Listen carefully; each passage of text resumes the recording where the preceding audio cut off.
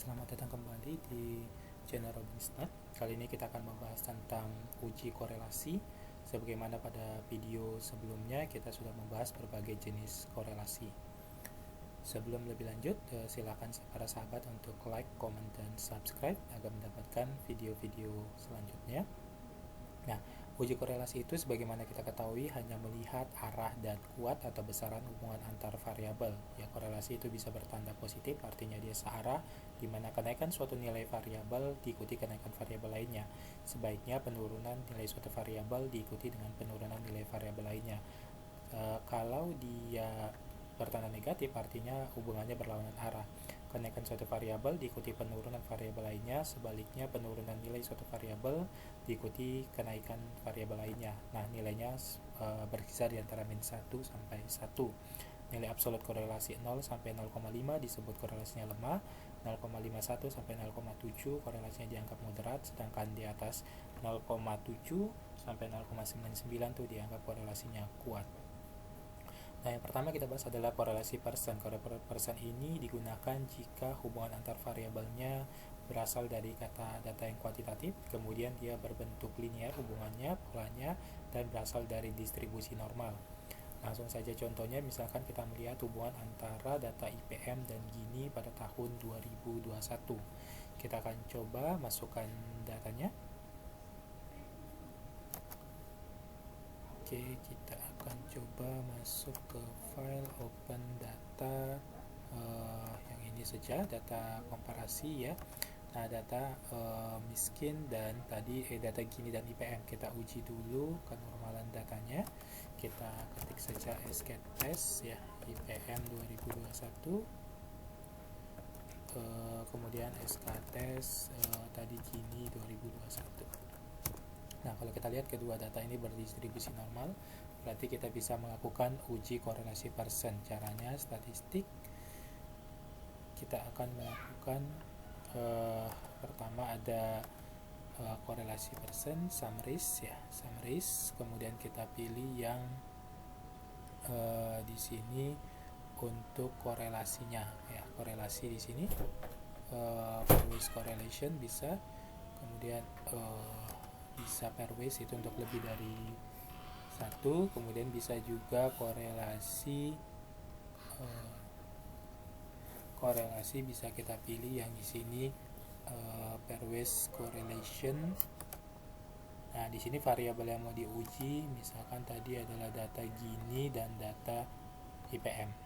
Nah, kemudian di sini apa saja yang mau ditampilkan bisa, kemudian signifikansi levelnya berapa. Ini pada umumnya dia 5%, pembandingnya tinggal kita oke-kan saja.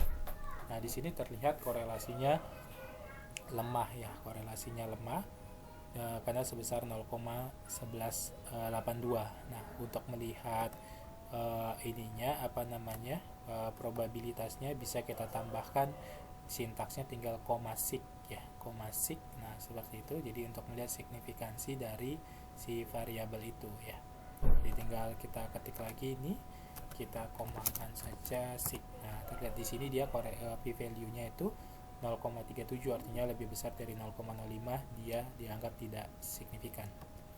Nah, korelasi selanjutnya adalah korelasi ketika hubungan antar variabel kuantitatif di mana data tidak harus berdistribusi normal ya, baik satu atau kedua-duanya. Nah, itu kita bisa contohnya adalah untuk hubungan antara IPM dengan data miskin. Nah, tadi IPM-nya kan normal, sekarang data miskinnya kita coba cek apakah dia berdistribusi normal atau tidak. Tinggal SKTest, kita pilih di sini data miskin.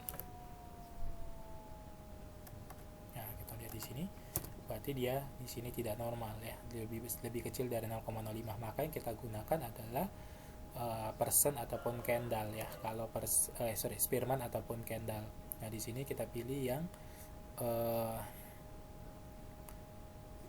di non parametric test ya, kita pilih di sini Spearman rank. Nah, kita bisa menguji dua variabel itu, yaitu data miskin dan data IPM. Nah, apa saja yang mau kita tampilkan, bisa display correlation coefficient, itu pasti ditampilin tanpa kita centang, default. Kemudian nomor observasinya dan signifikan levelnya ya, tinggal kita oke-kan saja. Nah, di sini terlihat nih nilai koefisiennya minus 0,54 ya, cukup kuat ya, atau disebut dia moderat ya, dan dia signifikan. Tandanya negatif artinya kalau IPM-nya meningkat, kemiskinannya turun ya, tapi belum yang menyebabkan. Nanti kita lihat di regresi kalau melihat pengaruhnya. Sebaliknya kalau IPM-nya menurun, si miskinnya meningkat gitu. Nah, bisa juga pakai korelasi Kendall, sama ya, di non parameter tinggal Kendall rank correlation. Nah, sama saja dua variabel tadi ya, yaitu data miskin dan data IPM. Nah, di sini ada beberapa pilihan pakai Kendall tahu A, tahu B. Ini pembedanya, kalau tahu B itu dia lebih kepada pakai kalau ada ranking yang sama. Ini kan Spearman dan Kendall itu berdasarkan di ranking kan nilainya, itu dia dikoreksi kalau ada ranking yang sama.